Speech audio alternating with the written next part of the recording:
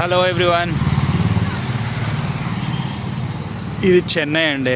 చూసారా ఎంత పొగమంచు ఉందో? మార్నింగే ఆశ్చర్యం కదా, చెన్నైలో ఏంటి పొగమంచు ఏంటనా. సో ఈరోజు నేను చెన్నై నుంచి అరుణాచలం వెళ్తున్నాను శివుడి దర్శనం కోసం. మార్నింగ్ అరౌండ్ 5:30 ఇలా ఉంది.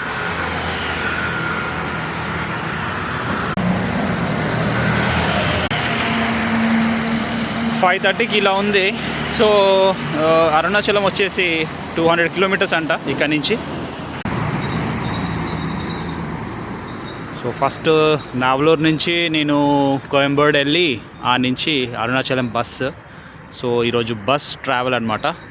సో కొన్ని వీడియోస్ అయితే పోస్ట్ చేస్తాను ఈరోజు, చూడండి. బాయ్.